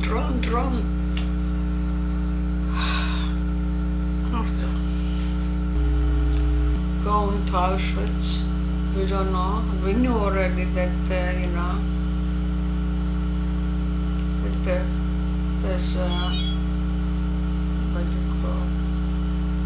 Help me out. What a bunch of people. The crematorium. The crematorium. This was our first part. To go from Belsen, I'm fleeing to Auschwitz. This was the worst part. That's why a lot of people, the doctor took poison. The doctor from Sarajevo took poison? Yeah. Killed himself? Yes. And a few people really took poison. That's why they were so thirsty after that poison. A lot of people took, but 19 people, I think, took poison. The doctor had poison with himself because he knew that we are going to die anyway. Did your father take it or you don't know? We don't know. We don't know. We don't know. But he was in that group.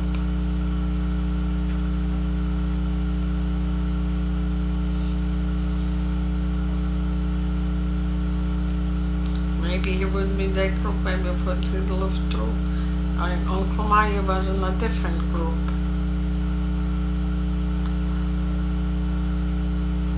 was true. We don't know. We really don't know. But I heard my father. I recognized we were next to each other. So I wasn't very near each other. But my father was yelling, water, water. And I tell Mama, that's Daddy. Water, water. I recognize his voice.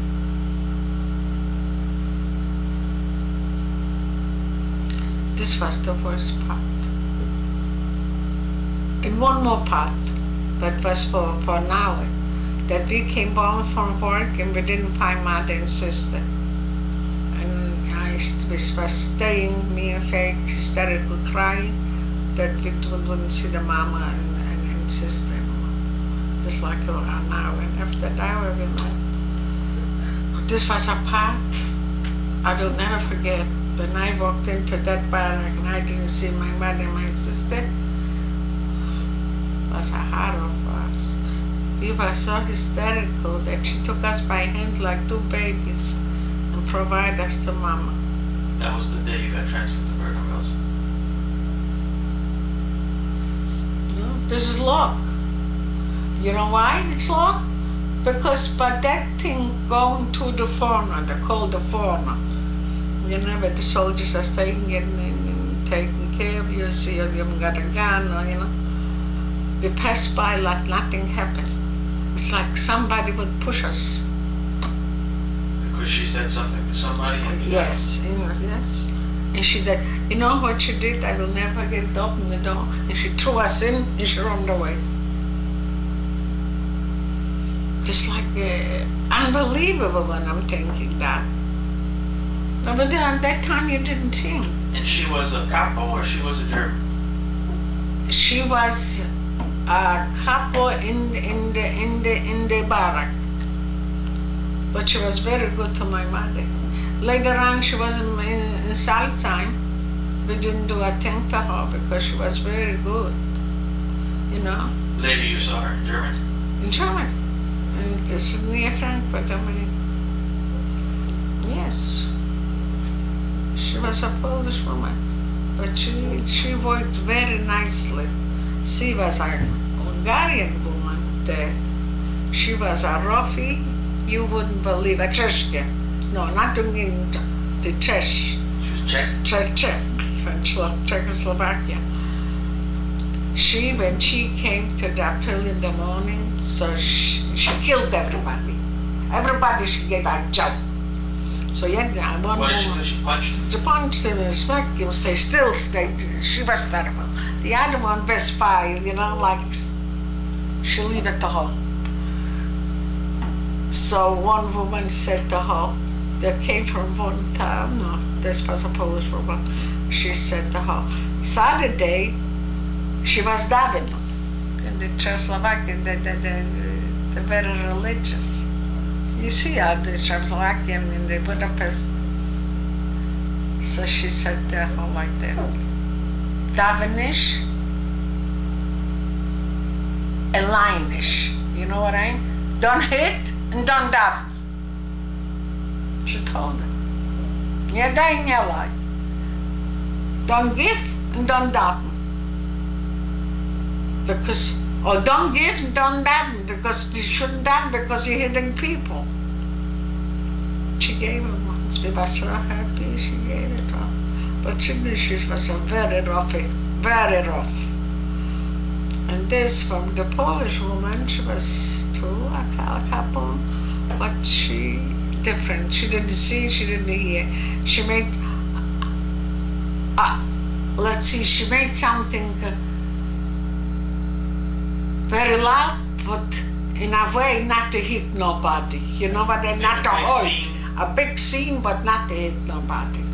Not to hurt nobody. The other one was a murder. How did they pick who became capo? Do you know? They picked them. They said they're gonna be. They picked their hand up, I bet you. I don't know how. They wanted. You know? Then you're then getting some better food and everything. You know, who's rough is rough. And she wasn't rough. She made a big scene, but she wasn't rough. In fact, she was in Salzheim, and we always said she was good. I spoke to her because I thanked her what she did to me. She brought me to my mother and to my sister. Nobody would do it. Because I would bring me, I would die with faith. Said like this, mother provide a little, you know what I mean, whatever she could. And Shoah, there was one watching Shoah, so I still watched too. Calls me up and said, Mommy, you went through this? You never told us? I said, Estelle, how can I tell you my life? And you should grow up with my past. I thought that you're going to be older, I'll tell you. But now you know yourself because everything is open. That time they didn't talk about it. We didn't talk too. But when we came to a conversation, we came always out on the camps and on the cassette and everything. But the kids didn't listen. They were sleeping. But I never told them. She said, you better close it. I don't want you to watch it. Please close it. Look, they did not see it. She didn't know. She didn't believe that I went through this.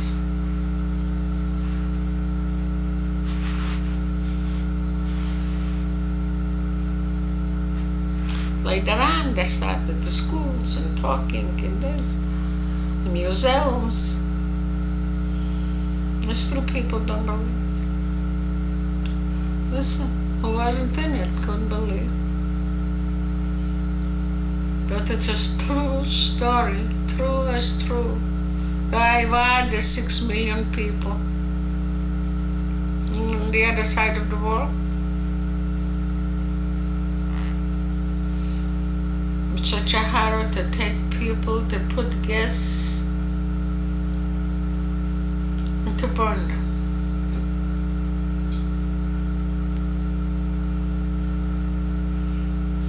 Oh, the bitches.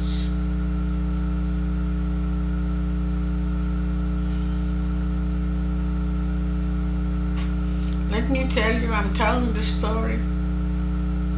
I know I was there. Every camp what I told you, my eyes, I was there. But it's unbelievable what human beings can do to human beings. Unbelievable. I know that somebody died in town. The whole town was crying. So natural death. Here they killed, they didn't care.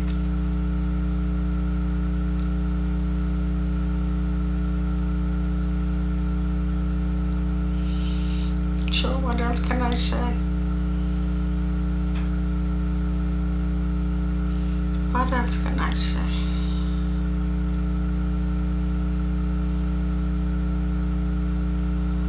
Came a Hitler and killed 600 Jews. 6 million. 6 million. Imagine this. To kill in 2-3 years.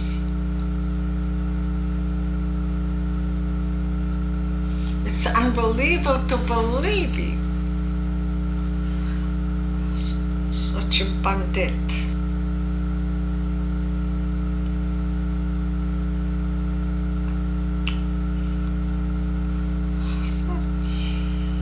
I always said Hitler is not behind them, so they cannot sometimes say no, not to kill a person, but to kill people. They went out to kill, sometimes they went out to kill people, and they were standing and laughing, and they was a what I can tell you, it's like to go to a wedding and to dance. That's how they killed people. They were standing and laughing, hysterical. Every gun they took out to a person, they were hysterical. So this is human beings. And they're not afraid for nothing. not afraid. Should have killed a few, but plenty of them around, but killed the Jews.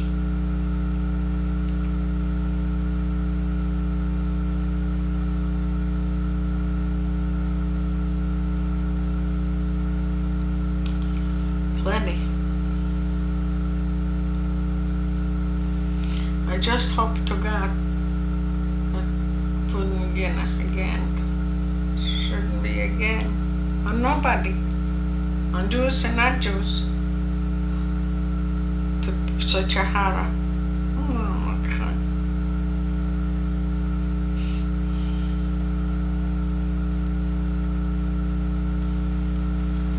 When I was, now I cannot cry.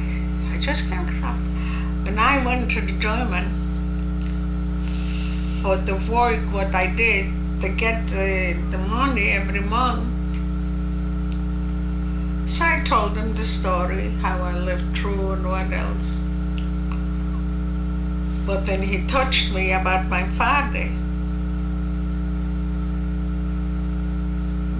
this is 30, 40 years ago, I was so hysterical that I couldn't talk to him.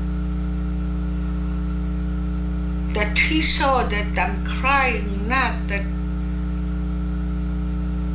I'm acting, that I cry from my heart and from my soul and from my father. So he came over to me and took me around. He said, "My kid, forget stuff alles I should forget." I told him I cannot forget. I lost my father very young and I loved him very much. And my father didn't do a thing to nobody. Why did they kill them?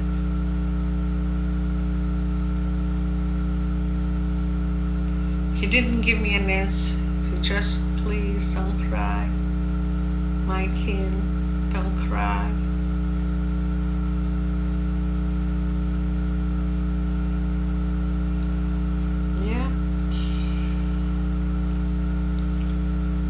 My grandfather, he was such a good guy.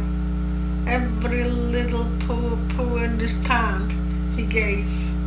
So every son said, "Why are you so good?" He said, "Just leave me alone, that's me, I want to give."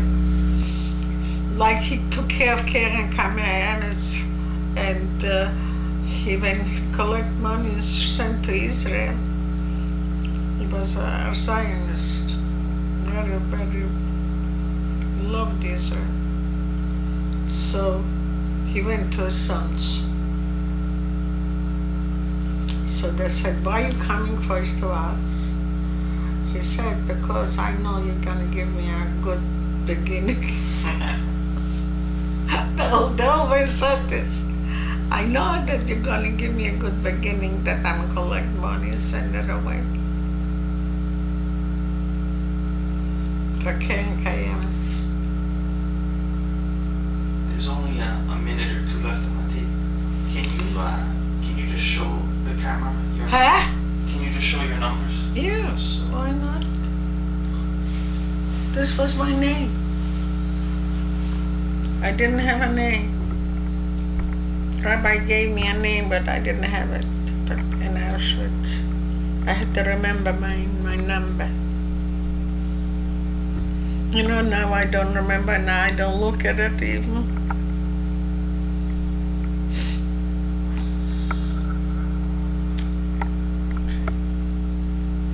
Some people took out, I didn't want to take it out.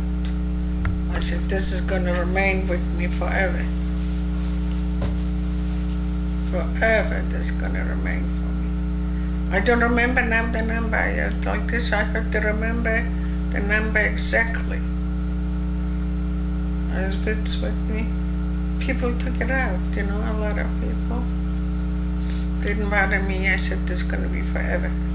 Nicht kein Rosenkäse, nicht kein Mandeln, der Tate ist nicht gefroren handeln.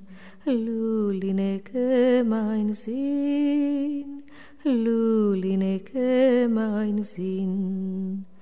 Hat verlost in Zina weg, wie wie die Welt hat nur ein Eck. Lulineke, mein Sinn, Lulineke, mein Sinn. Schreien, soves, wojen, welf Gott, der barem sich in helf. Lulineke, mein Sinn, Lulineke, mein Sinn. Geht steigt in erwacht, Mandeln, Rosineke, Sassach. Lulineke, mein Sinn, Lulineke, mein Sinn. Nicht kein Rosenkäse, nicht kein Mandeln, der Tate ist nicht gefroren handeln. Lulinke, mein Sinn. Kiemen wird auf sicher scheun, sehn dich, Kind, mein einziger Kräun. Lulinke, mein Sinn, Lulinke, mein Sinn.